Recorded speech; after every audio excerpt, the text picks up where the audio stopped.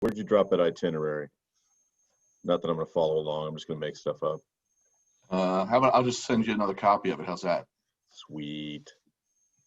So good afternoon, everyone. This is Leonardo McClarty and team, and so want to welcome you to the second session of our cyber risk management series. We've got a great panel assembled today, and ultimately going to talk about cyber risk and kind of a post-pandemic world, although I think we're certainly probably still in the midst of the craziness in this pandemic and how it's certainly has impacted all of our lives personally, as well as things on a business standpoint as well. But before we get started, want to just do a few housekeeping things first. And so one, I am going to share my screen here as want to recognize some sponsors and so forth that have really helped us throughout the course of this year, as well as we continue on with this series here. And so, as you can see, the sponsors here, led by Red Hat, who's our premier sponsor. And actually, I guess my screen is moving a little faster than I wanted to, but they've been our premier sponsor now for 3 years running. And so certainly thank them for their support, as well as the others that you see here in Howard Hughes, SparkSoft, Edwards Performance Solutions, and then our tier 3 sponsors in Uninet, Tower Federal, BTS Software Solutions, and then Aronson and the Howard County Economic Development Authority, and then certainly our tier 5 sponsors as well. And then also we have, through our GovConnects program, which this is a part of, we also have annual partners there. And so our annual partners are led by Tower Federal Credit Union and Uninet. And ultimately, these are companies that contribute over and above and ultimately make sure that our programs continue to run smoothly throughout the course of the year. And so we certainly want to thank them for their continued support as well. And so with that, I am actually going to get ready and turn things over to Patrick Wynn, who is actually going to be moderating our panel and who is going to introduce all of them and share their backgrounds with you. A couple of things that I'd ask is that we'll be taking questions near the end. And when you have questions, if you would also put them in the Q&A function as opposed to the chat. Again, if you have questions, if you would put those in the Q&A portal as opposed to the chat. And so with that, I'm going to turn things over to Patrick Wynn to get us started here, and I'll bow out. Patrick, the screen is yours.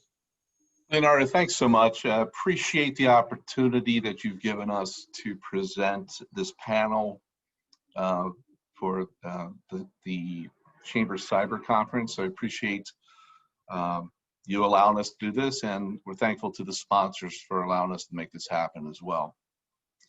Our discussion today is going to be about business risk in the post-pandemic world. And I want to go through the bios of the folks that are going to be in the panel today. They're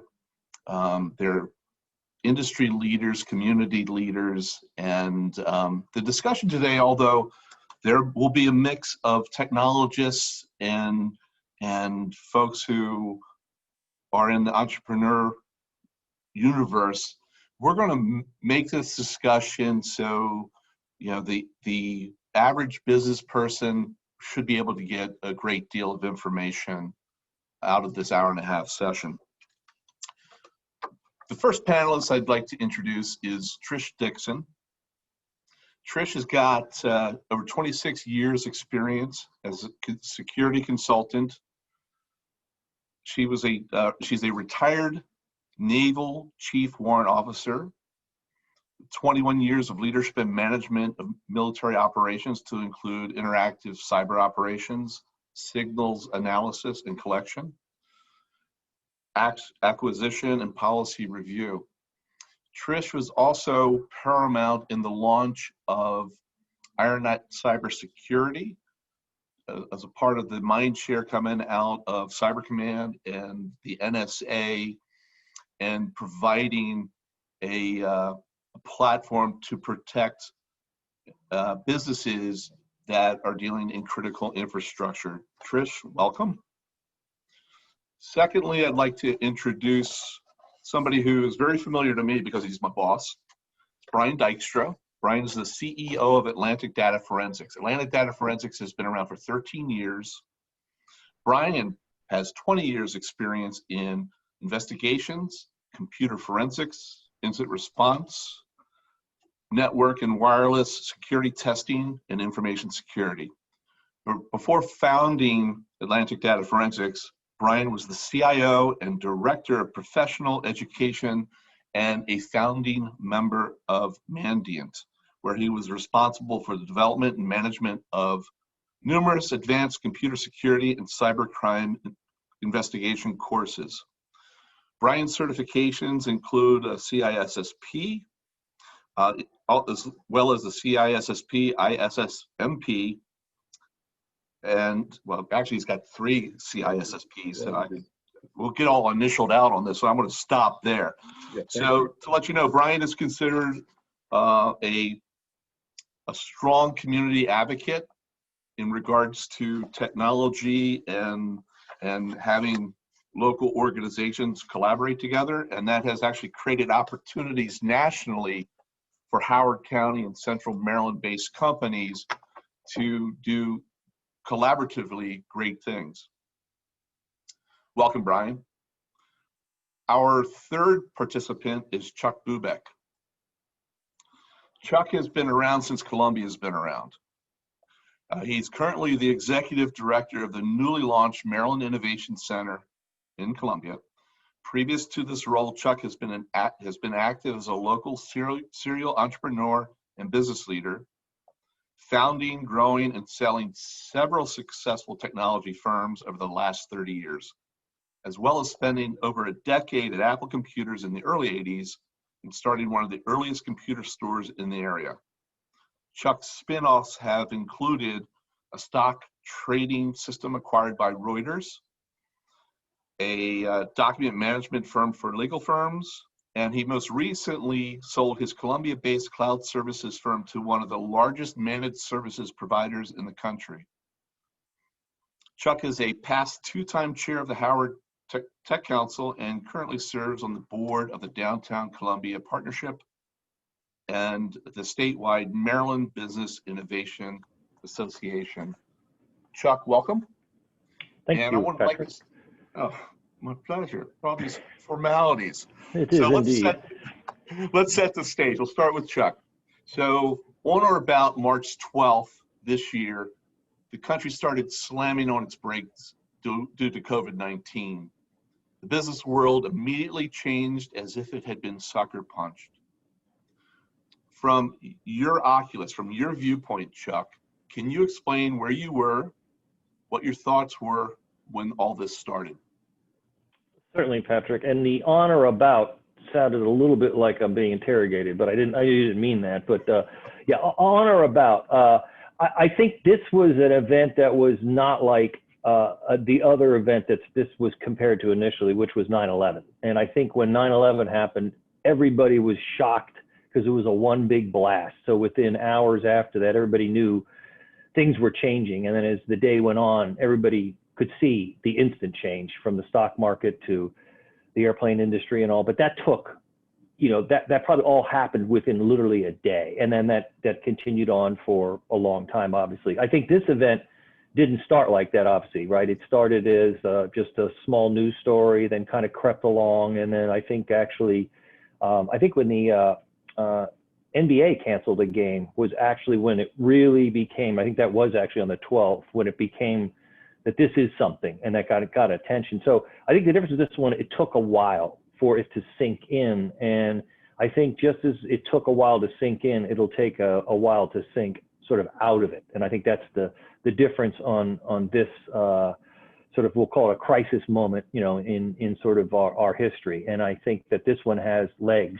You know, it's going to last a lot longer, and I'm sure we'll have a chance to talk about that. But I guess my main answer is that I don't think it was something everybody got kind of shaken into. It kind of was a slow burn that everybody started to realize it. And to be frank, I think that's also why the recovery time has been harder for a lot of businesses, because of the fact that it was not somebody grabbing you by the shoulders and saying, hey, this is bad, you're going to have to plan for this. It took time. So at the helm of the Innovation Center, as you're doing your large launch, any initial concerns when this hit? Were you thinking about your baby at that time? Oh yeah, I mean, obviously we had kind of, I'd come on in late November as the Maryland Innovation Center was sort of, in launch phase. And our plan was to obviously kind of really, take off and start moving. And I think the official launch was going to be around May, which was going to be a big ribbon cutting and all. And that kind of got kind of slammed. But at the same time, the team got involved more with economic development, which the Maryland Innovation Center is actually part of economic development. Which is also overseen by the county government. So we ended up using some of the same skills that the team would have used to sort of work with the small businesses that were, well, I should say businesses that were impacted. And I think we'll have a chance during the following questions to sort of talk about what that meant. And so so that was a bit of a slam, but not a slam like a lot of other people got. So I feel, still lucky, even though the center wasn't able to launch like we wanted. I think we're still able to do a lot of the things. And we're in the middle now of trying to figure out how we remain relevant, in a world that's driven by events such as this. And we'll probably be that way for, certainly for the foreseeable future. I appreciate that. We'll move on to Trish. Trish, a little caveat here. You helped to launch IronNet's Cyber Operations Center. You ran the Cyber Operations Center, yet things have changed for you a little bit in the past few weeks. You've actually created your own independent consulting practice. Is that correct? Yes, I'm definitely working towards independent consulting, and a lot of it has to do with what led up to this very event. Well, first of all, I want to thank you for that introduction. It was sweet, and following these two gentlemen, that's a tough act to follow. So, okay, so let me do this. I want to point directly to where you were heading up the Cyber Operations Center for IronNet Cybersecurity. The pandemic crosses the United States. You have worldwide operations. Can you tell us a little bit what was top of mind and what your thoughts were when this became the new reality?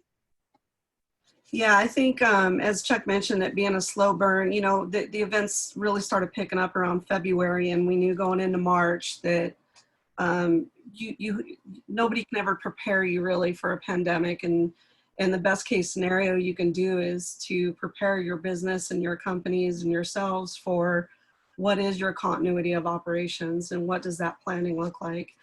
Ironically, we had a business continuity planning exercise scheduled for March 13th. Little did we know that March 12th, it was no longer an exercise. We were going into this. And luckily, we had done some level of pre-planning quite frequently and quite often. And I would definitely highly recommend, and that's some of that level of consulting, is what do you plan for? How do you plan for your backups? Those what if scenarios. This is a what if scenario that not many people would have thought of, and this is one of those worst cases for a lot of businesses. And I think that's where some of these nuggets of information that we can pass on as to how do you recover? How do you plan from there? How do you pivot and change? Again, I know for us, it was no longer an exercise. We had to go to it for real. Transitioning everybody from no longer coming into a physical office. You will now work from home. Are you prepared for that? Do you have the internet bandwidth? Do you have the security controls in place? Testing our own security controls, looking for any potential gaps. And then, of course, there's the human element that's in there too, because as people, we weren't prepared to then begin homeschooling our children at home and dealing with some of those ramifications and understanding that your employees are impacted by that, and how do you adjust? How do you adapt? So those are some of the things that within those first 24 hours, it was immediately, can we do this securely? And are we okay as a company? And what are those steps that you got to do to get there? Some good thoughts, and we're going to, as we go through this discussion today, we'll go a little bit deeper into those inflection points, like from the first day to the subsequent days. What do we do now, and the risks associated with it. Brian, final thoughts on the first question. March 12th hits. The company's rocking and rolling, doing what we do. What were your thoughts? I actually think I just gotten back from Singapore. Had done a Japan, San Francisco, back to Singapore trip, and had just barely gotten access to the U.S. on one of the last allowed flights out of Singapore to get back into Newark. So immediately, I mean, we started outreach to clients of ours, our big clients, going, hey, what can we do to help? What do you need? Things like that. And we started getting a surge of that same sort of stuff coming the other directions from clients and new clients going, help, what do we do? How are we going to get all these people remote? Things like that. Just all kinds of bizarre situations in those first early days of that started up.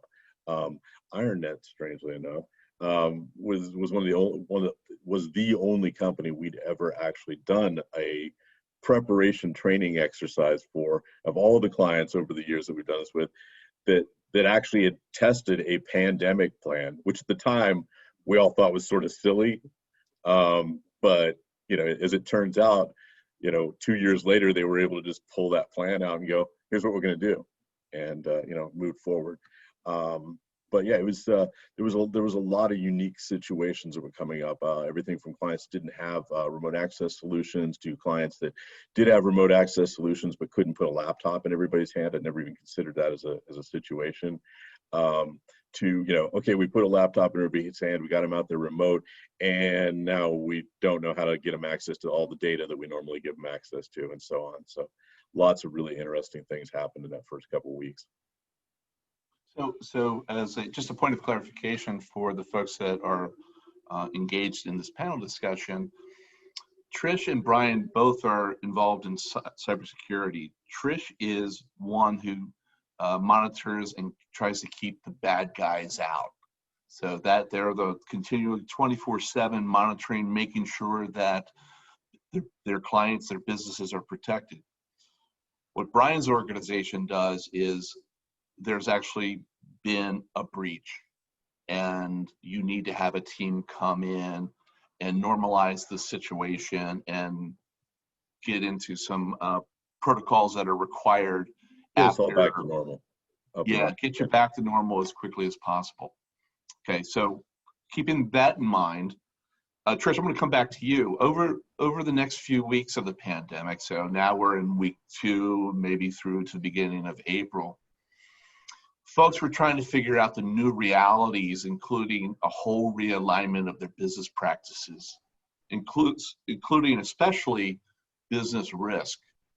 Now, being the lead of a cyber operations center, risk is front and center with you. What was top of mind? What was going on at that time?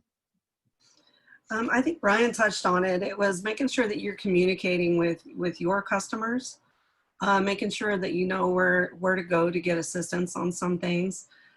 First and foremost for us was the security of the networks and that of our customers, making sure that we were assisting them as they needed to then transition to remote as well. They were exposing themselves now as more and more people were working remote. That increases that threat landscape for a lot of people that were used to coming into an office where they knew they had good security on their networks. Now you're relying on them to make sure that they're practicing that in their own home environments. What really struck me is the amount of collaboration and communication that needed to happen across all business units across the company, across all of our third parties, the vendors that we work with, and our customers and our employees, just making sure that we amped up that amount of communication, which, by the way, is no longer face-to-face. So some of these companies struggled with that, and I seen that firsthand where they didn't have a collaborative way to speak to each other. That wasn't their normal. Having these business where they had to get work done and have some level of communication with their direct reports, that was a struggle for them, and watching them go through that introduced a separate kind of risk because people were disconnected from their workplaces. They were dealing with everything going on with them at home. They were caught up in it. How long is this going to take? So it introduced a few issues from that perspective as well. So yeah, figuring out the new threat landscapes, trying to modify and keep the business practice going with all these new challenges. Brian, to continue on with this question, and I'll preface it by saying one of the data points out there for the first few weeks of the pandemic, the FBI has an internet crimes reporting center that basically gets about 1,000 calls a day for reporting internet crimes. There was a little bit of quiet time between the beginning of the pandemic and then, like, within a couple of weeks, they were saying they were having a 400% increase in their daily volume. It was up to 4,000 complaints being sent in a day. Yeah. Now, figuring out the new realities and the realignment and the business best practices, when you're living that, what does that mean to you as a leader of an organization? And talk to us a little bit about those new realities. Yeah, so what we really saw happen there was for about a 2-week period at the beginning of March, the number of phishing attacks, the number of other attacks against companies and their networks and stuff just sort of disappeared. It all went away, for 10 days or 14 days or something like that.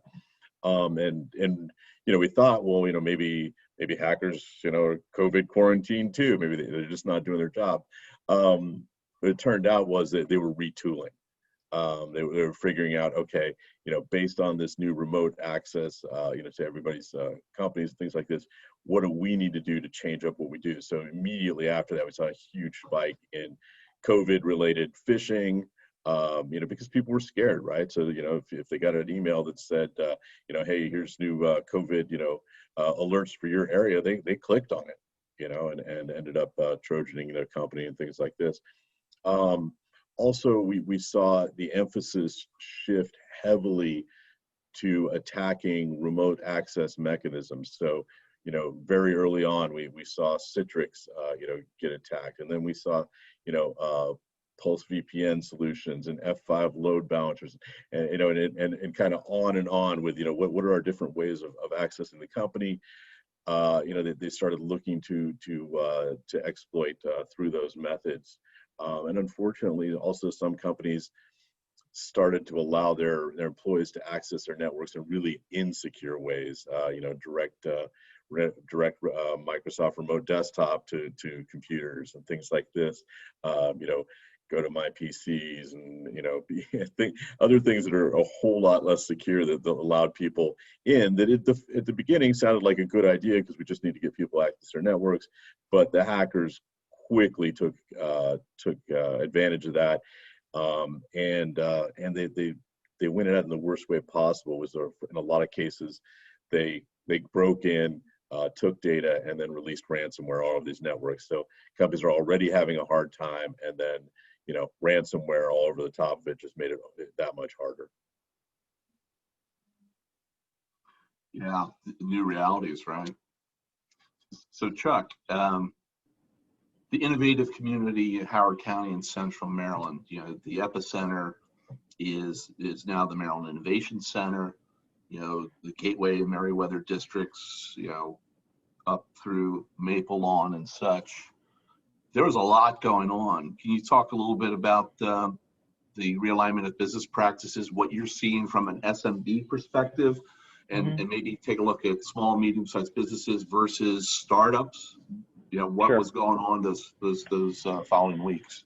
Sure, and I can start off by Tina actually asked a question that I saw pop up asking, which industries and which companies, were kind of like ready or not ready. And what this thing did was expose that within 24, 48 hours right away.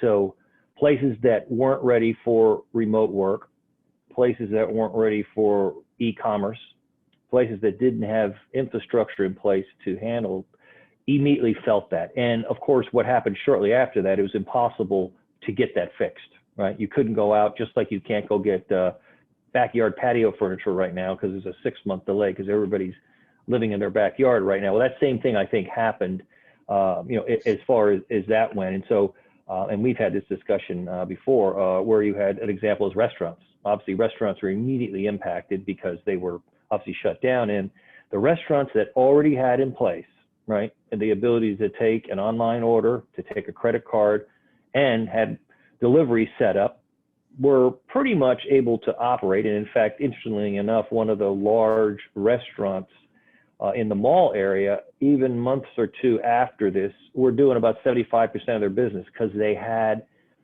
a system in place to quickly make it easy to order, easy to pick up, no touch, all those things. So companies that were, I'm going to say it was tech, really, if you think about it, right? These were technical things, besides having a plan, a cyber plan. But companies that were well set that way were the ones that were successful. The other ones that were successful, ones that tend to be in crisis like this also, and ones that can handle remote access.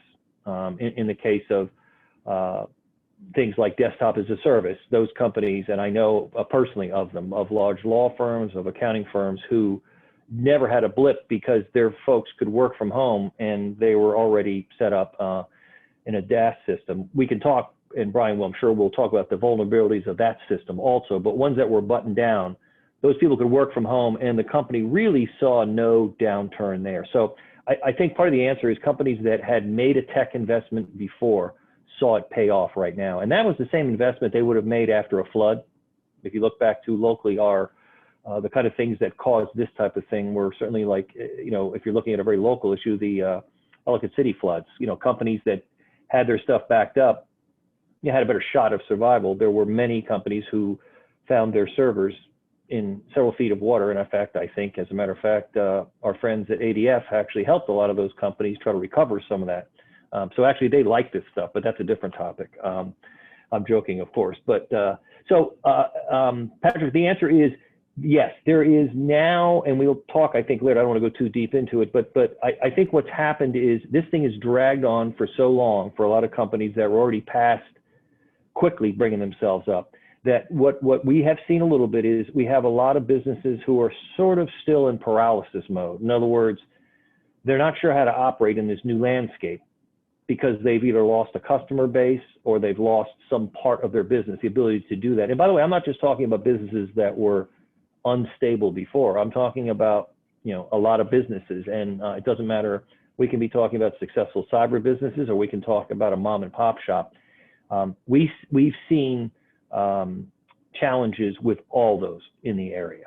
And so size and whether you were servicing the government or the federal side, I think it was pretty much still everybody was impacted by this. And so our focus has been on the SMB, the small medium business community. And the challenge, what we're working with there now is helping those companies make this pivot to the future. And a lot of them by nature find that very, very difficult to do. Small businesses, are very independent companies. They believe, and most of them are run by people who started the company, and they've got a lot of pride in what they did, and they're used to operating in a certain mode. When they hit something like this, they're not sure how to pivot. So I'll certainly have a chance, I think, later to mention sort of the plans or programs that we're putting together, certainly in the Innovation Center, to help those companies kind of go back to what they should be doing, how to build resiliency. And certainly this conversation related to cyber and building resilience there is a huge part of what has to happen with those companies, aside from the fact of relooking at how they do things. And one of the things we're doing now is using sort of the startup playbook to do that. When a startup starts up, you go through who's your market, who's your customer, what are your things, some of these businesses have to redo that again because they've lost segments of their business, or they can predict they will do that. And certainly anybody involved in the entertainment, anything that required people were hurt. So Chuck, the scheme we have for next questions would have me ask Brian a question, but I want to stick with this because you brought up resiliency. Mm-hmm. Can you give us a little bit more detail or deeper thoughts about the ongoing risk is the resiliency of businesses in this post-pandemic world? Can you talk a little bit more about the folks in the SMB space, and then specifically the delta between their challenges and those that startups might be having? Although startups are small and medium-sized businesses, they approach this a little bit differently than more established firms, right? Absolutely. Yep. And one of the most interesting things that we realized is that the startup community was barely touched by this. I am part of I talk a lot to the other sort of, we'll call them startup accelerators, et cetera, in the central Maryland area. And interestingly enough, and I'm just using broad strokes here, but virtually none of those companies stopped doing business. And so it's sort of interesting how a company that has no resources really, right, and they don't have all those things, and they're able to survive this, and for many of them pivoted to new things, whereas we've got existing businesses who had lines of credit, they had really happy customers and all, and everything crushed to either slowed or completely stopped. And so what we've been examining is, why is that? And the answer isn't just simply, well, they don't have a lot of payroll costs so they could survive. It's not that. It's a mindset.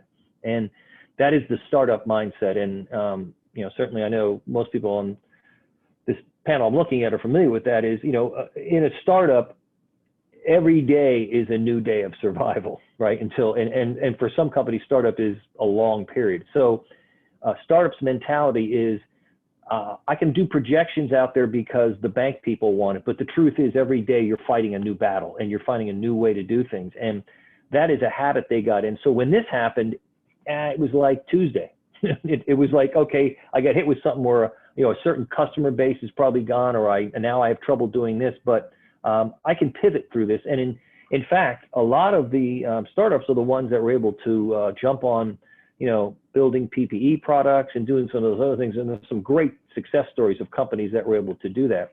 The challenge is to put that mental set into companies that now are going to be forced to relook at how they grow their business in the future, knowing that even if this thing, we had a vaccine tomorrow and everything's over, the drag on this is already going to be years. I don't think you have to be, an economist to figure that out. So the challenge is, how do we get those companies to be able to learn some of those things? So we're putting some programs together that can have those companies go back and relook at the way they do things. If they're a restaurant, you got to put tech in. You got to be able to handle these kind of things, because this isn't the last time it's going to happen. So if you're not invested in those things, you have to make those investments. For companies that thought they had that investment, they need to relook at it. In other words, we had this covered because we have a backup through BackMeUp, .com, and go, and that's not a strategy. So it's a lot of that. When we talk about resiliency, that's what I kind of meant there. Brian just kind of disappeared on me, and I think he got hacked. I think that was the Russians, but that's a separate topic. Hey, Chuck, let me give you some props. Okay, so with Ease Technology, it's been around for, what was the road with Ease? About 25 years before? 25, yeah. Yep. So you made a strategic decision 5 years ago that facilitated resiliency for their clients in the managed services provider space. Can you explain to me, why you were cloud first over 5 years ago versus having a hybrid or mostly on-premise? Because I think that's actually a mindset as to, thinking resiliency, baking it into your organization, before there's an incident like this. Sure. And what we did, it was actually over 5 years, about seven years ago, we started looking at a cloud platform potentially to use. And at that point, everybody remembers back then, cloud was, no, you don't do that because it's no good. Everybody looks at your stuff. And then, you know, at the time the cloud thing was, well, that actress put her pictures up there and now everybody can see them. And it was that kind of stuff. So we went through the early stage of that and realized that we needed a solution that could let people work more the way things were probably heading. And that was decentralized, you know, decentralized workforce, more security issues. Not that the cloud solves that, because Brian will have some words to say about that, but a company with servers lying in the closet with wires running all over the place was not as good as at least it was in one place. So we can talk about how we can latch that down, but we felt that was the way to go. So we had a large base of our clients were accounting firms and legal firms, both of which cannot afford to be down, and they can't afford to not have that data available. So long story, Patrick, yeah, we kind of tried to look out ahead, realized that the cloud probably was going to be the right thing to do. We went through the hard selling of trying to talk customers into it, but we ended up converting virtually all our clients who were on site to cloud, and every single one of them, not one of them wanted to turn around. And after the pandemic, I ran into at least two, one a large accounting firm in the Baltimore area and the other a large law firm. And both told me that if they hadn't been able to do this, they could have potentially been out of business by being just totally shut down from matters they were working on or accounting, right, with all their data. And they never saw a blip because the infrastructure was in place. In other words, when people worked at home, that was a normal thing to do because they brought their entire operation up on their home laptop. And in both those cases, security was in place. So Patrick, I guess the message there is, yeah, you got to think about the future as best you can, and then build your technology around that. But you know, what weaves through that, and we'll come back to that, I'm sure, is security, and that can break all that apart for sure. And so security was one of the reasons, by the way, that we did go with the cloud. It was easier to control it. We wouldn't let people, for instance, if you ran a browser, you couldn't run it in the cloud. You had to run it on your own laptop. So we did everything to kind of force the issue of why you need to be more aware of what you're doing. But as we all know, that doesn't do it alone, because that's not where most of the problems are happening. And I know we'll talk about that because you know, controlling the user, not the technology, is at the heart of the matter there. Thanks for that share. So that dovetails nicely into the next part of this resiliency discussion. So Trish, once again, there's a major risk if organizations aren't resilient. So in a post-pandemic world, you know, if someone now is to have a security incident, what are we seeing the bad actors doing? How are they altering their attacks? And do you change your game plan from a cyber operations center's perspective to deal with these new challenges? Yeah, I think it's a great topic, and obviously, first and foremost, in everybody's mind, across the board, industry and sector agnostic, and much of this was covered earlier. Like Brian mentioned, the bad actors were retooling. They knew that people needed to go remote, and they were going to take advantage of that. They were going to take advantage of the fact that they knew that people needed to use virtual communications. They knew they needed to remote into a virtual environment. They knew that there needed certain patching and certain upgrades to even accommodate going to that level of scale at a lot of these companies, and they took advantage of it, absolutely. I think, you know, to dovetail off of the conversation from earlier, and I love that that Chuck brought up going back to that startup book. You know, each week from a security perspective, if you're looking at, we block 99% of any potential threats. Is that good enough? And you're constantly evaluating that. How do you get that last 1%? I think that resonates regardless of what industry and business that you're in. If you're reporting that my normal day-to-day business equates for any percentage or any metric that you want to throw out there, if you're not constantly challenging that and then reevaluating how to do it better, then you're going to become stagnant in your industry. And two, you won't be prepared by an issue like this. You won't be prepared to scale or when the market suddenly changes. So I would look at that across any of the industries and think about that mindset shift. You may be doing very well in the industry that you're doing now and have been prepped because you made that investment in technology so that you can ease of access to whatever your product is. Think about it from any other perspective to say, what happens if that market goes away? What happens if the backups that I'm using, cloud backups, fails that day? What happens if my point of sale system breaks? What is my backup plan? How would I innovate? And the best recommendation I could give is to constantly just, communicate that with yourself, your employees, and reward innovation, reward people when they challenge the norm. It's not a negative thing, and that's another mindset shift. People thinking that they can do this solely and this is my business, this is the way that we've always done it. And something like this is devastating for those companies because they weren't prepared to pivot.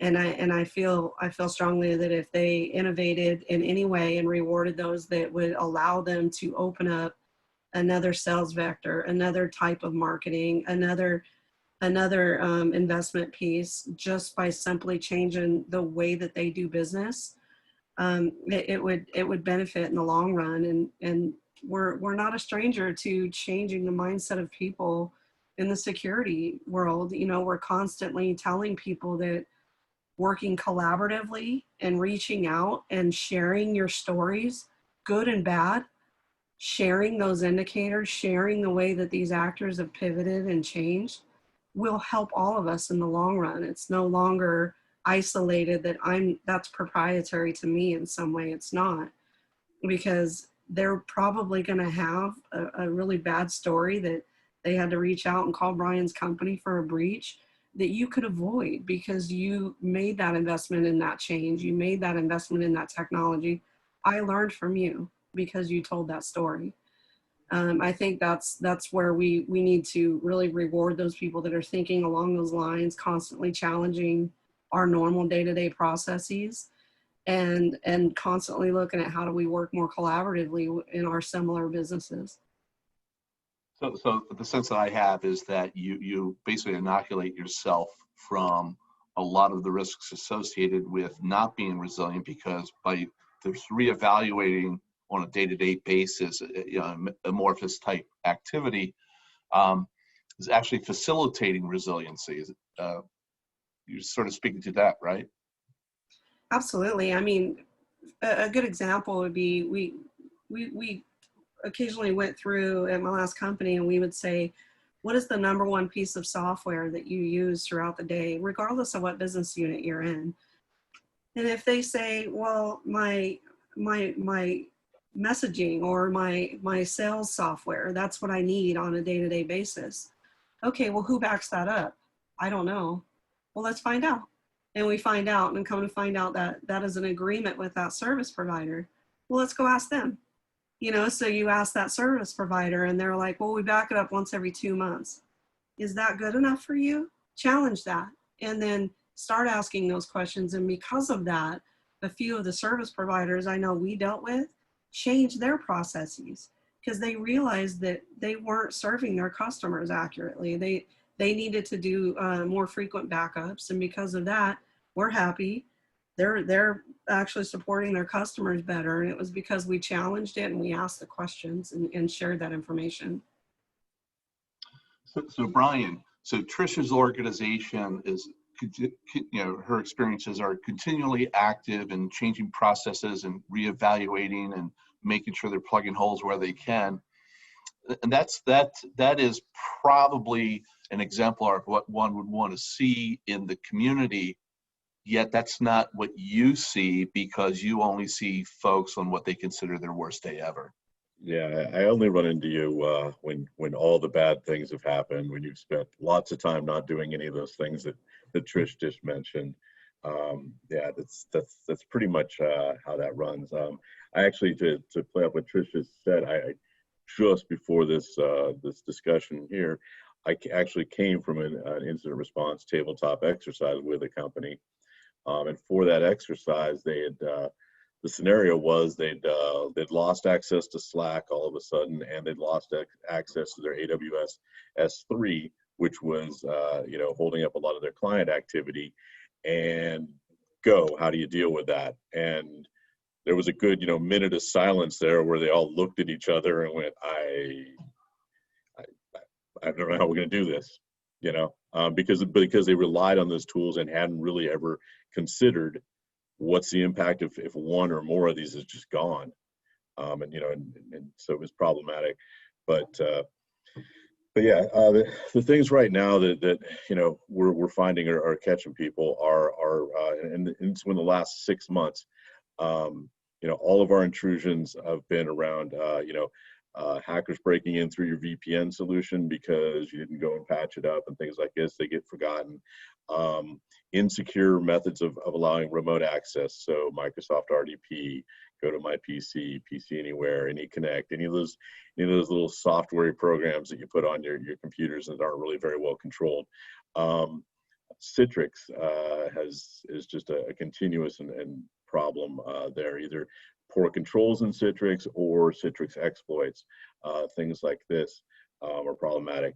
The next thing up is phishing. I mean, phishing for years now has been a primary entry point, but nowadays, email, I mean, that's like our primary contact with the rest of the business office, right? I mean, that's everything at this point. People are spending a lot more time on their email than normal. And the phishers are taking advantage of that. Also, we're also seeing situations where a lot of the phishing requesting, trying to steal your credentials, your login passwords and so forth. Well, people are so used to right now, companies sending them new requests for like, change your password to this, change your password to that. We're setting up this thing, that they automatically go, okay, let me just, without thinking about it. But that's not really an end user problem. I know we like to think that, that's the end user's fault. The end user, didn't pay attention. If I fish my end users more, they'll get smarter.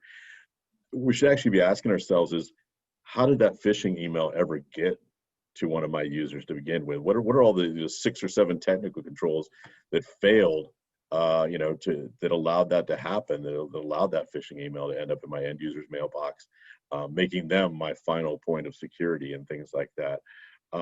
It's amazing how effective that is.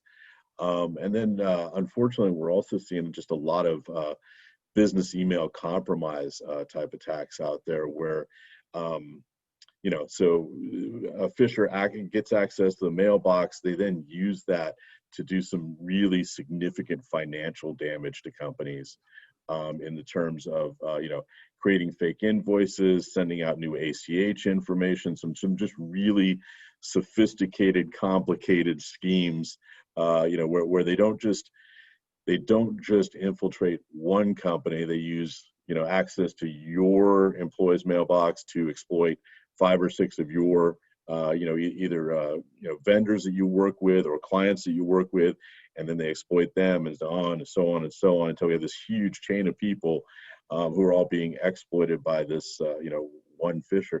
And this is criminal businesses. I mean, one we recently tracked, they were targeting 7 companies at one time. This one single phisher. It's like it was his job, which it was.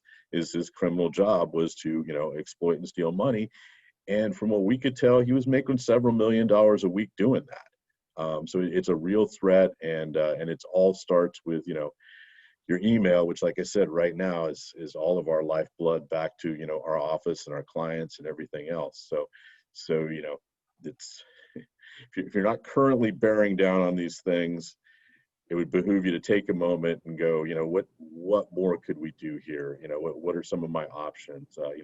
Have I talked to my IT people recently about this, or my managed service provider about this? Because these things are real. They're happening every day, and doesn't matter what industry you're in. People are always asking me that, is one industry more susceptible than the other? No. If you have a bank account, that's what they're interested in. That's what hacking is about nowadays, is access to the money. And they don't really care who you are or how they go about getting that. It's just about, expanding and making that happen. Hey, Brian, not to steal Patrick's thing, but the phishing attacks, particularly email, have gotten so good now too, haven't they? I mean, in the past, you could always blame the user because, if you looked at an email, it was, it had misspellings in it. It was obviously, you could pick up on it was a mistake. Yeah. The problem, the ones I know I've seen, I'm sure you guys see, is it is from the CFO. It's his email address. He's referring to a project that is live in the company, meaning it's recent. And what's being asked for is not unreasonable. And so you bring up an interesting point. In the past, you would beat up the user for that and blame them for the loss. Yeah. And I think that was good to do years ago. But the complexity now is so much that, we crossed a point here where I think you brought it up is you got to stop it before it gets there, because they're so good right now. Even a person who's in tune would click on it, or at least, continue the threat to move forward to the next person. Yeah, unfortunately, that's true. So, so the most attacked parts of your organization from a phishing standpoint are going to be your IT department, because IT departments have administrator credentials, right? So if I exploit one IT admin, I've got the keys to the kingdom for your network. Your financial department, because you send them an email that says, hey, when are you guys going to address this 90 plus day old invoice? Somebody's going to click on that to see what the invoice was about.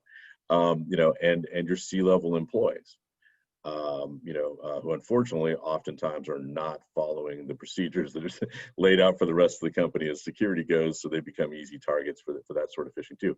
But to address what you were saying, Chuck, yeah, there's a lot. The phishing has gotten a lot better quality. We also have seen a real rise in the last 18 months, 2 years of the use of mimic domains. So the domain is one character off of what your domain is. So if it's howardcounty.gov, it's howardcounties.gov, and with somebody's email address in there that looks legit, and so you don't automatically go, yeah, somebody at Howard County, let me respond to them, let me try and help them out. And we've seen these sophisticated schemes where the phisher's actually using a series of these addresses, so they're responding from all different points as being the legitimate player. So whoever responds an email is redirected to one of their mimic domains, and they just continue the scheme on. So it's much harder, and yeah, you can't rely on an end user. You have to get in there and get all those hard, boring, ugly technical controls in place to prevent that, because that is the absolute number one way your business is going to get compromised, is through email. So Brian, when we're talking about bad actors, with this, dealing with resiliency and what's going on, you've actually seen something kind of interesting too. You've seen an uptick in white collar crime that had perhaps been going on for a very long time, but because of the pandemic, it's sort of shined a light on these bad actors within organizations. What are you seeing there? Yeah, if you haven't talked to your accountant lately, you might want to talk to them. There's been a real rise as everybody's lives been pushed out of their norm in just regular, plain old, everyday white collar crime fraud. So fraud schemes that have been going on for a while inside of your company that went unnoticed, that as companies are starting to take a closer look at their expenditures and like I said, everybody's business cycle is pushed out of the norm, and other people are getting involved. We're finding a lot of fraud schemes that have been going on for years, invoicing schemes and redirecting a business and all these other things inside of companies that have been around for a while. They're just now kind of bubbling to the surface as we take a little bit closer look as to what's going on with our cash flow.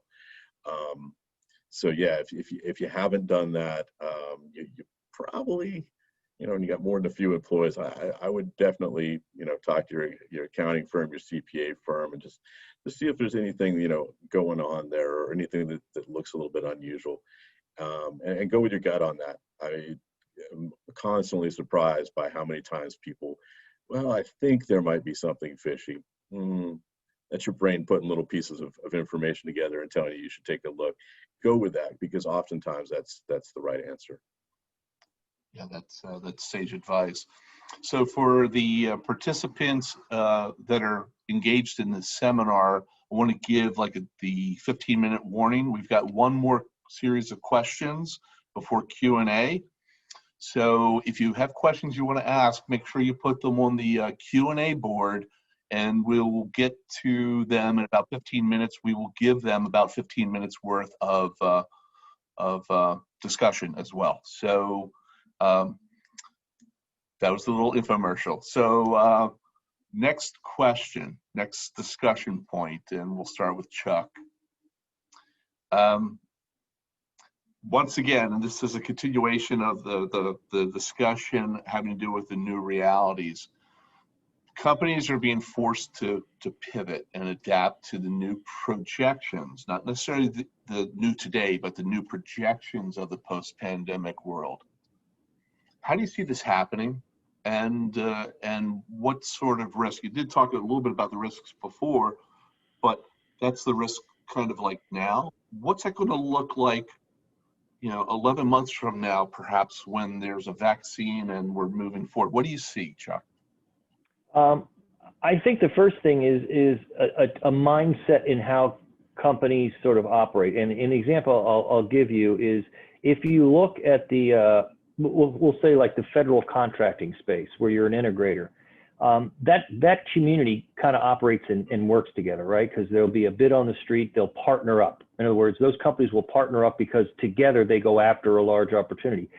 In the commercial space, commercial companies don't partner up very well. In other words, small businesses protect their assets, which may be their customers, their employees, or the market they may have. And by the way, when I say this, I'm talking about whether it's really a restaurant or a marketing company or a technology company. And so I think what this thing has caused and may create is the opportunities for companies to partner better. In other words, an example is, you have three companies in the same space, and they've each been impacted differently. In other words, one company lost a large customer that's now causing them cash flow problems.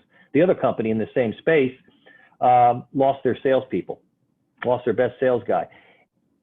What you may have there is the beginnings of 2 or 3 companies who will fail. And so one of the things that we've been chatting about is trying to create some synergy between those companies, because sometimes there's nothing wrong with 2 companies partnering to move themselves out into a new world. And it's a lot easier to do that with somebody else who brings skills in. But that is sort of the opposite of way, unfortunately, a lot of small and medium businesses operate, because it's they're used to being competitive, and they've been successful through the last 10 years. Things have been going great. And so one of the things that we've been working on is creating potentially, and we've been working with SBDC on a portal, basically, or some sort of online platform that could let companies share some of those stories, so that you could match make 2 marketing companies who each lost different pieces, but by coming together and creating this new company, they still maintain some ownership on all those kind of things. And in fact, we've even had a conversation loosely I've had with one from a legislature side, that was a tough word, side, to look at ways that you could have companies that find themselves in that easier to merge together. In other words, to cut a lot of the red tape that may allow that to happen. Because I think that nobody's going to get out of this unscathed. We all agree on that. I don't care what business you're in. And for some businesses, I'm concerned that the storm isn't hit yet, because everything's delayed. It always is. Companies that, buyers are not buying as much now, right? Everybody's kind of holding out. Projects that were big projects that were going to be big spends aren't happening. I just saw a report too that even, believe it or not, for the first time in a long time, consumers are actually saving money, which is not something in the United States that's popular. And right now, there's money. People are wary after this, and I think that's going to continue on. So the answer to that is we've got to help companies realize that there may be a better way to do it, and sometimes it takes something like that to create that to happen. But they're going to need some help, some skills training to do that. And as I said, I go back to some of that resides in the very training that has to do with a company when they first start up. Those hard questions: who's your customer? how big is your customer? You've got to ask yourselves that again, right? Because if you're an existing business, you had those answers. Not anymore, you don't, right? Because your customer may not be buying what they used to buy. In fact, they may not exist. So how are you going to pivot and take advantage of what you do have? And if you don't have what you need, where do you get it? And who can you partner with to potentially, create that? I also think, and Trish touched upon it, this is a great time for innovation. And these kind of events are when innovation really does kind of grow. You look, the example I like to use is a volcano like levels everything. But that volcanic ash is what also you see plants springing up from, off the sides of these volcanoes. And like, how can they do that? It was because it's an opportunity that came out of this bad stuff.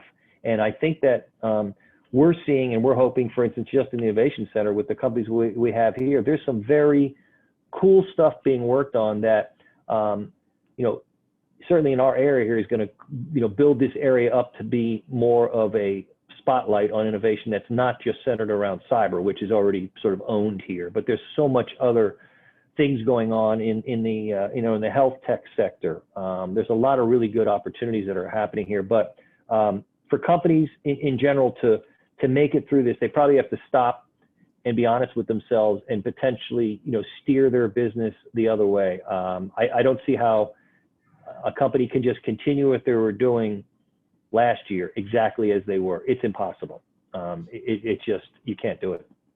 Hey, Chuck, I have a question for you, because when I think about cybersecurity, it's around here, it's a vertical, but in most of the country and around the world, it's an enabler of other technologies and other solutions. Right. Let's take a look at cybersecurity as an enabler, which may create this resiliency. And one of the things that I probably should have done at the beginning of this is actually use a Webster's dictionary definition of resiliency.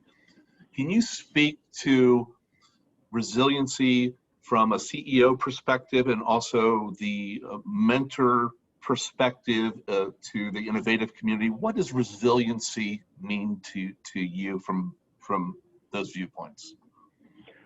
Resiliency is probably, I come back to having a startup mind all the time. In other words, you can't become complacent. This stuff moves too fast. And I think the businesses that probably get themselves in trouble become complacent because they own, we own this or we've got this. And it's just like we were talking about with cyber, you don't have anything. You know what I mean? It can be knocked out right in a flash. And by the way, we just saw that. So I think having that ability to kind of start looking the same way that I know certainly Trish and Brian talked about it. When you look at at potential cyber challenges, you got to look at where it could come from. In other words, go down the level and look, well, what about this? And Trish, your point about, your software, who controls the back of that? Really understanding, you almost have to do that in the non-cyber side also, is what I'm saying. You have to go through and say, where's my customer base? Okay, where do they buy from? And find the holes in their structure that's been destroyed in this chain, right? Because the companies that are getting hurt sometimes are 3 or 4, pockets down. When you close a movie theater, they don't have tickets anymore, but the guy supplying the popcorn, he's not doing it. And, it's that kind of chain. So if you're in the center, you have to go back out through those circles and say, where am I affected? And where can I be affected in that? And then that's the time to make that turn a little bit to say, in order to be resilient for the next one. And by the way, I don't think anybody thinks this is the last time we're going to have something like this. I mean, impossible. In fact, I would say most people would have thought it would have been a cyber attack. I mean that the next big event that crushes us like this is some major cyber event. Turns out it was the exact opposite. But who says what it is next time? And so a business that's able to pivot quickly and find ways to partner with other companies. And then, Patrick, I won't take much more time, but you mentioned mentoring. Mentoring is huge. And in the Innovation Center, that's the #1 thing we're focusing on. And what we find is startups that have mentors, meaning real live human beings that understand their business, go a lot further. They're able to do so much more. So we are actually building up a really large mentor base in the Innovation Center so we can match that with companies. And in fact, one of the programs that we're putting together called Bright is for companies that come in to get some of this pivot training, get assigned a mentor. And by the way, Brian, is that because your room has the motion sensor light on it? I'm afraid we're energy conscious here at Atlantic Data Forensics, and so yeah, all our offices have. Well, and by the way, I'm in my office too. I did the same thing, but I went over and taped the sensor up. And see, that's resiliency. That's planning. Because I figured if I don't move, by your discussion that yeah, no, that's resiliency. So I knew that if I sat here, the lights would go off. So I went over and invested in a business card and Scotch tape and put it on the thing, and that's resiliency for the future. So Patrick, back to your point, mentoring, key to success. And by the way, mentoring doesn't have to be just with startups. By the way, mentoring is everywhere, right? So you know, whether that's through small groups like leadership forums or things like that, I think the more of that happens, the better off sort of everybody is to kind of share their successes and failures. That's it's pretty doggone solid there, Chuck. Thanks, man. Trish, back to the same question. New realities of pandemic are forcing companies to figure out how they're going to pivot, and in some cases it means reevaluating their efficiencies and expansion or contraction of different parts of their organization. What are you seeing out there, and you know, what are the risks associated with, you know, folks trying to stay resilient but might actually risk other parts of their business? For example, you know, their cybersecurity or their normal business flow, just to stay relevant. Did I phrase that right, or was that just a little bit too long-winded? No, I get where you're going, and a lot of it is very thematic in the sense that it's challenging what are the norms and being flexible in your current business processes. So what am I seeing out there? I'm seeing that businesses are they're having to be flexible in the sense that is this person still as efficient as they used to be now that they're completely remote? They've had to adjust their working hours for whatever reason. And what does that translate to? That now translates to activity and off hours that you didn't normally see activity from a security standpoint. And that requires your people that are monitoring that to be more vigilant. Is that, you know, normally you wouldn't see anything from 2 to 3 in the morning. That's super strange.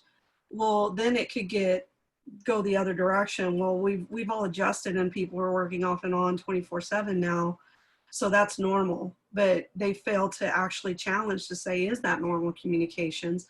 So it requires you to change that mindset that we only have core business hours. And what does that mean for your market and your industry? People are now doing virtual happy hours as meet and greets. How do they collaborate? You know, that is your new norm. It's no longer face-to-face shaking your hand, you know, and maybe you find out that they are a bourbon connoisseur and you have bourbon shipped to their house and you schedule a virtual happy hour, and I figured you like that one.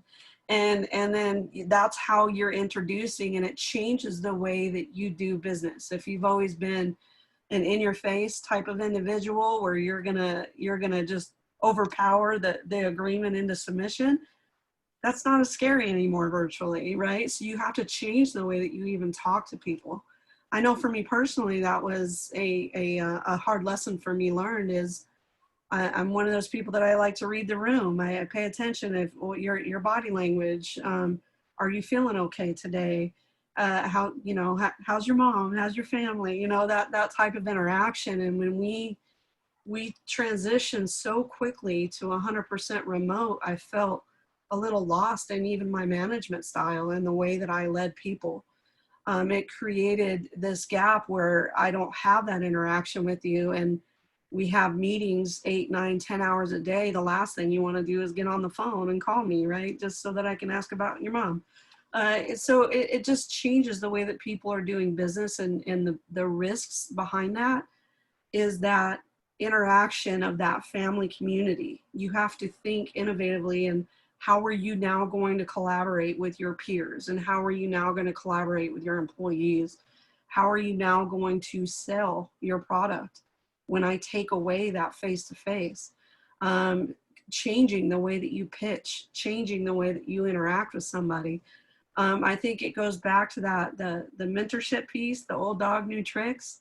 Now is the perfect time to get a mentor. Maybe you don't know how to lead your employees virtually. Maybe you don't know how to pitch your product and make a sale remotely and without being able to read the body language. I mean, it's pretty obvious if the lights go out on the other end, they may or may not be tuned in, right? So, but I think now's the time for you to innovate, reinvent the way that you're doing business. Take a hard look at your structure. You may be one of those lucky companies that were prepared and weren't really impacted, but does that mean that you're still operating efficiently? Or, you know, like you said, the plant's growing out of the volcano. You know, it's harsh, but people have said, don't let a good crisis go to waste. This is a good time to reevaluate your business structure. Are you innovating? Are you as efficient? And are you making the sales that you need to do? And where can you tighten up? Because everybody else is changing now. You might as well too. That's a great share, and it actually sets up how I want to just pivot slightly the question to Brian, because you brought up, you know, it's 24/7. It's not 9 to 5.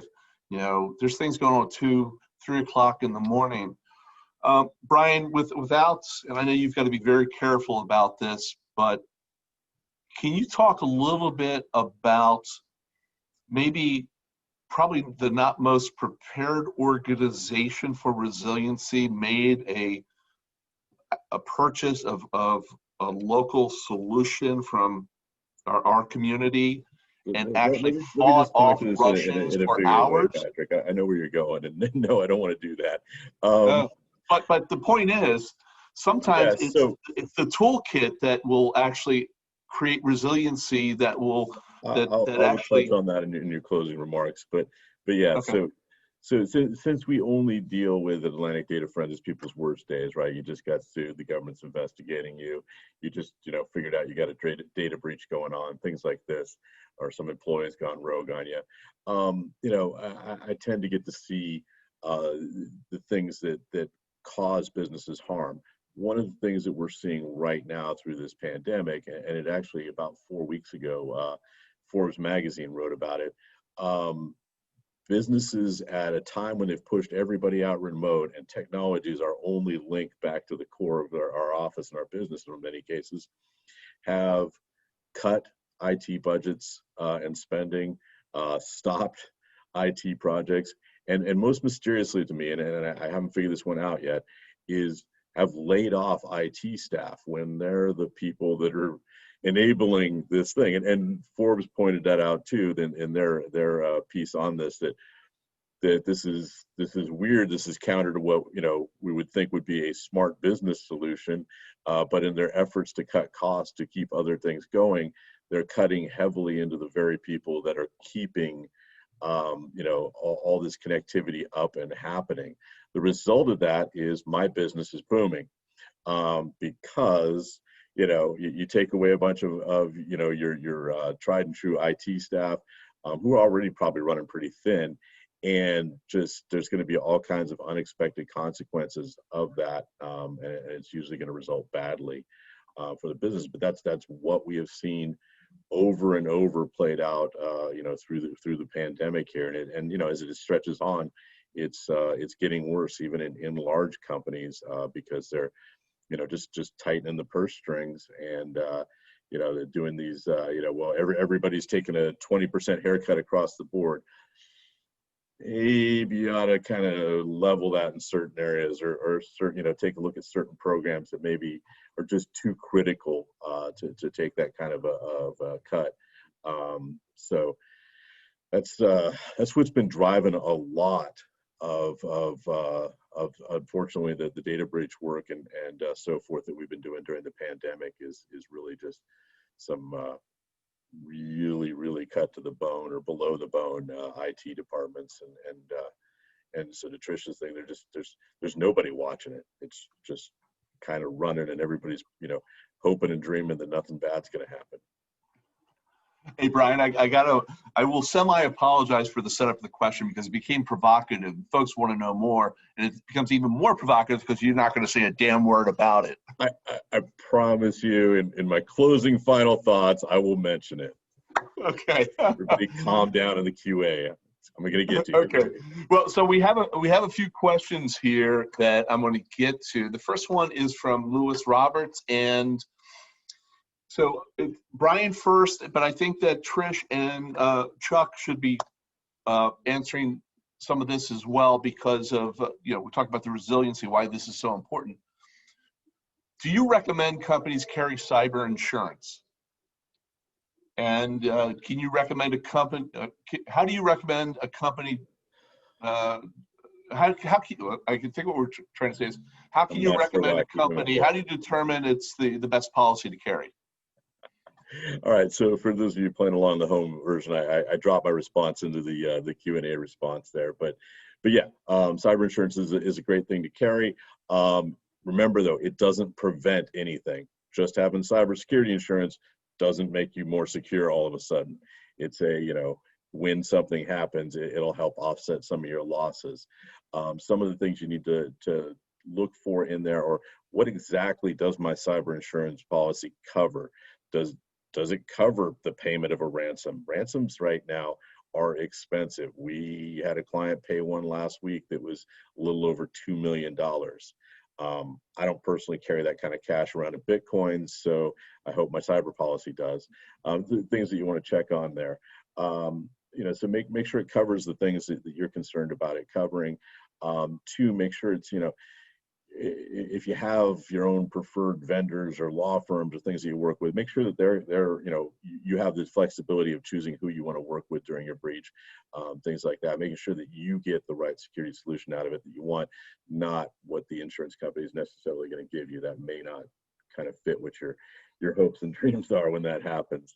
Hey, Brian, can yeah. you fine tune a little bit as to what cyber insurance covers? Because if folks aren't looking at this properly, it can be devastating to their business. He would have waited for 3. If he would only have waited for 3, I could have gotten to that. He doesn't read the Q&A either. Yeah, your policy is only going to cover things around the breach. So that's the response to the breach, the remediation to the breach, things like that. What it's not going to cover is your business downtime. So you have to look to other coverage for that, business continuity coverage, things like this. So it's, while your company may be down or dealing with this thing for a couple of weeks, you can't service customers, you can't send invoices or make payroll or all these other things. You need to make sure you have other coverages in place that's not going to be outside your cybersecurity coverage to help you handle that. And in doing that, what I recommend you do is you get with your insurance broker and say, okay, I want this cyber policy, but let's map all my other coverages out and see if there's any holes here that we might have and what I need to do to add to this. One of the things it commonly doesn't cover that people are unfortunately not aware of is if you had some sort of large, email fraud scheme happen to you that ended up sucking a bunch of money out of your bank account via what we call ACH fraud, it doesn't return that money. And the bank's not going to make good on that, as they would if it was your credit card or something like that. So unless you specifically have coverage for those sort of things, separate from your cyber policy, you're just going to eat that money loss. And now I'm going to be quiet and let everybody else talk. I was going to pick up on that real quick, Brian. Speaking of insurance, this pandemic has created some interesting insurance issues too, and which could flow into this. And there was an article yesterday about the Cordish companies who own obviously live casino and all are suing their insurance provider for the fact they, for instance, had to shut down the casino for 2 months, which meant they couldn't, and the insurance company is fighting that. And so these kind of little, you could see that happening as cyber gets to be, issues. So your point's well taken, Brian. It is down to the really dot the words, how they exactly what they matter, what matters. And I think that's happening now with a lot of policies. And that's where you want to work with your insurance broker because they understand what those policies mean and say and cover. And they should be able to do a nice matrix for you that says, here's all the things that you're covered for. Here's all the things that you aren't.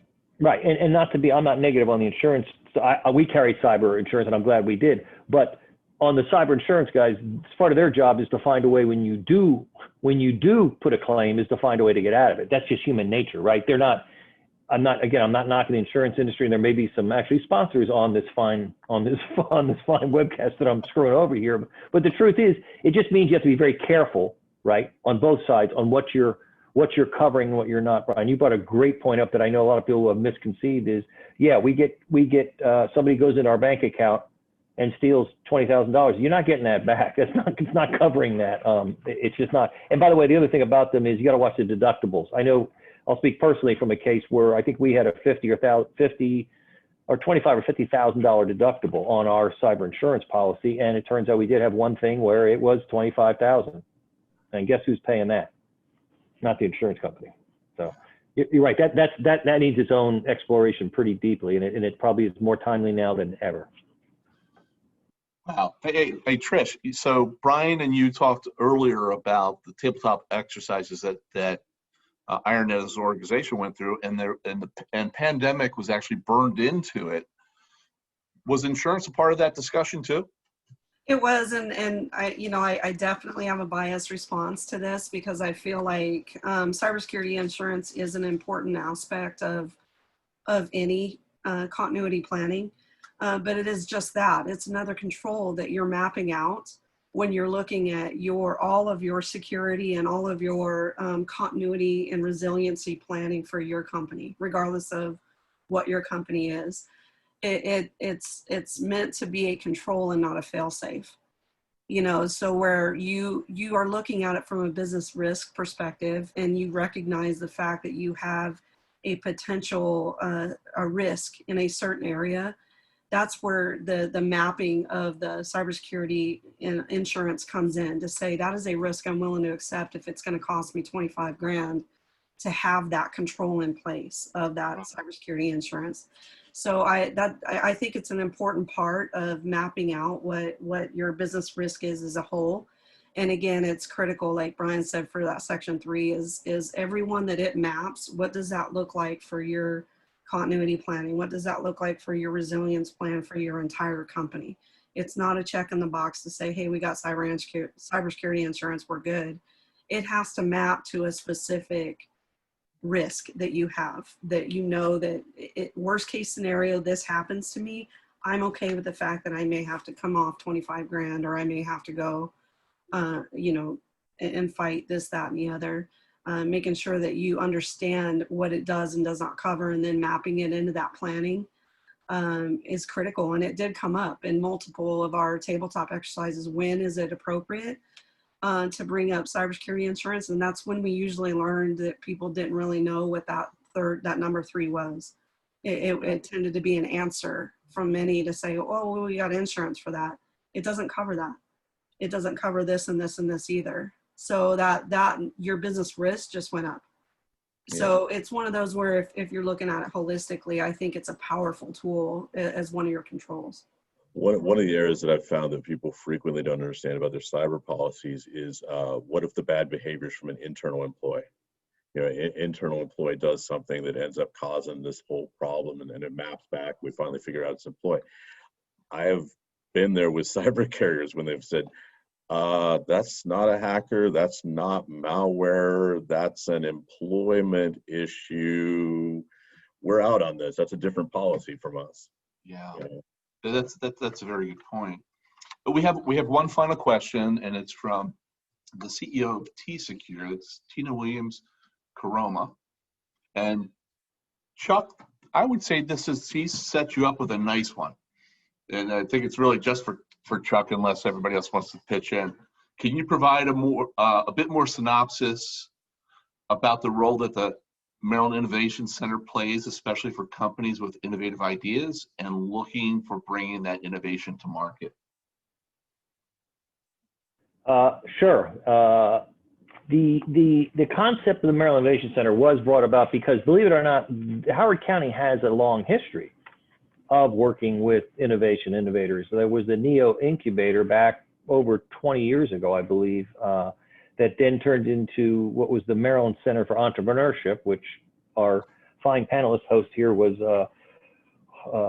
part of. And so there's a history of trying to sort of, breed technology here. I think when cyber really got a foothold here, it elevated this area more. And so I'd like to say, and I really truly believe this, that we have in this central Maryland area here, one of the best potentials to be one of the most innovative parts of the country. And I'm counting the West Coast and north, up in the Boston area. I really think we do, because we've got an incredibly educated workforce, which everybody knows. We have an incredible location that's, pretty much doesn't catch on fire like out west, and it doesn't get blown away by hurricanes. And, there's a lot of reasons why this is such a great area.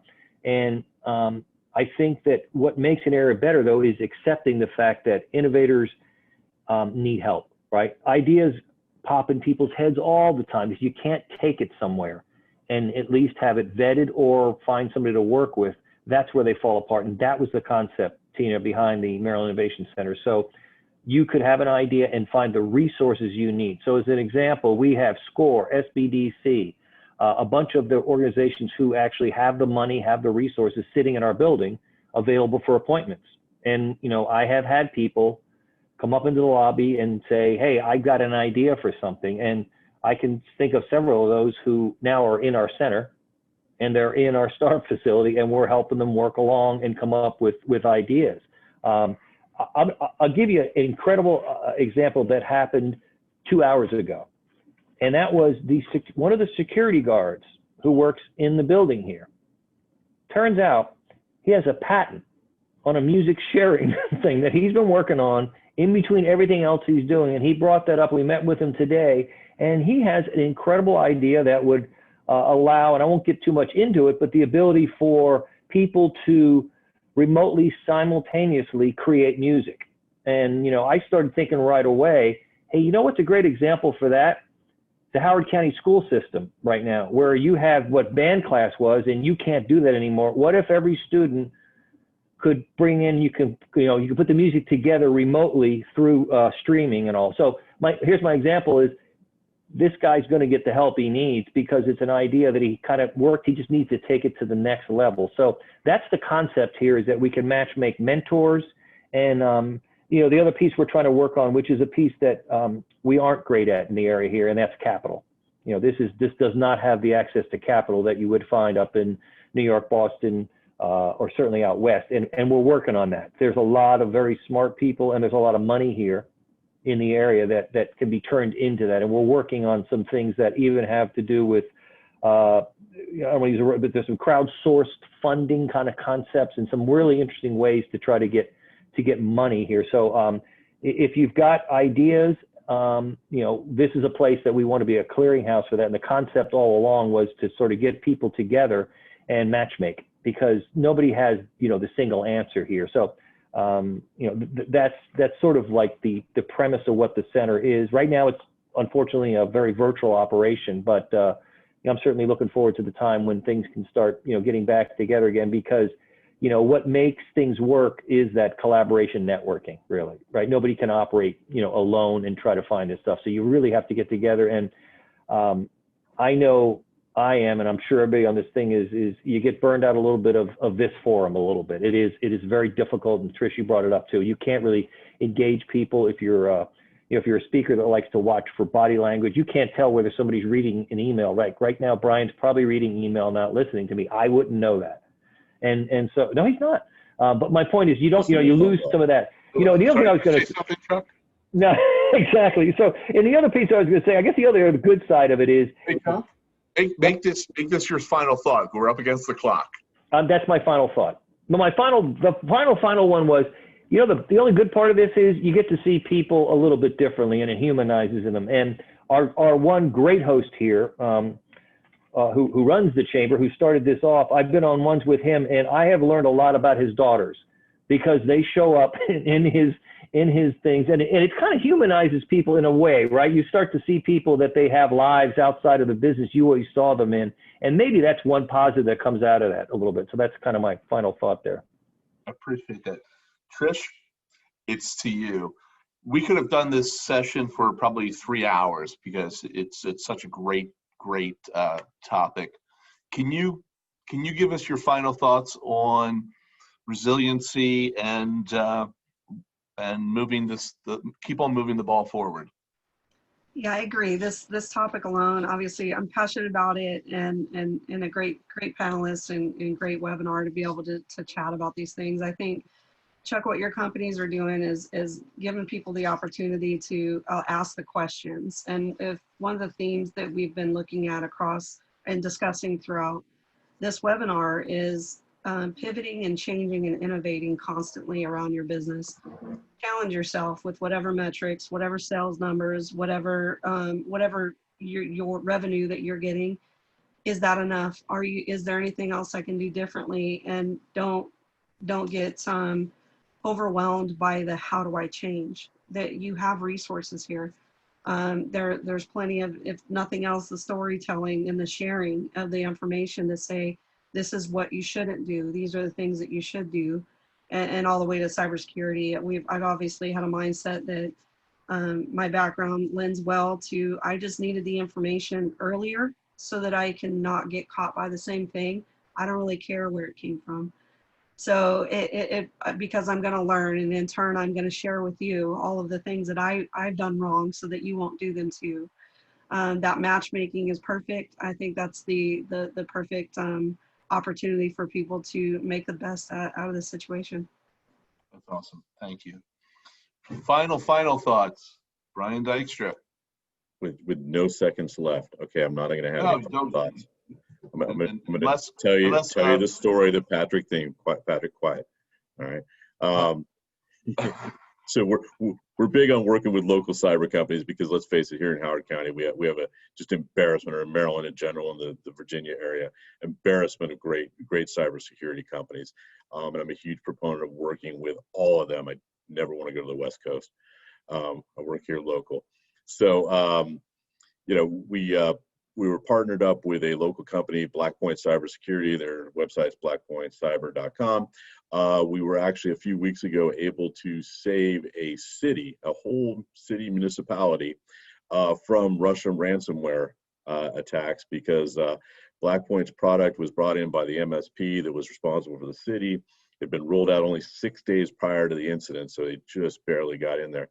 And over the period of a weekend, managed to thwart one of the biggest ransomware groups in the world from actually getting a foothold in this city's IT network, and finally eventually locking them completely out, resulting in absolutely not one single system actually being successfully ransomwared during that period of time. And that's the whole story.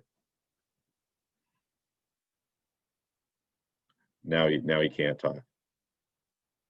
Patrick, your mic's off. No, it's not. It's working. It's a great story. And what I love about that story is that adding Blackpoint to an environment that probably wasn't optimized for cybersecurity. I mean, because it's a lot of cities are messes. They did their job, and I think it's a great success story. It's great for the region. My final thought is, I want to say thank you to everybody. I think that like last year, this has been a great panel. I consider everybody on it friends, and I think that if anybody needs to do outreach, ask any questions of us after this, funnel them through the chamber. I'm sure every one of us would be more than pleased to answer any questions you have that have come up because of this panel discussion. So I want to thank Leonardo, the chamber, and the Cyber Conference Committee for allowing us to do this. And the next conference, Leonardo, you're going to jump on and tell us when the next one is? Yes, I am. And so again, I want to thank everyone for sharing their insights, and we had, I think, a phenomenal discussion. And so, so I'm going to share my screen and continue to just acknowledge and thank our sponsors for today, as well really for this series, as well as also our sponsors, our annual partners for the year. But also, as Patrick touched on it, Upcoming is October 29th. That's the next time we'll come back together, and that will be a cybersecurity workshop. So I think really a lot of these topics really dovetail well on each other.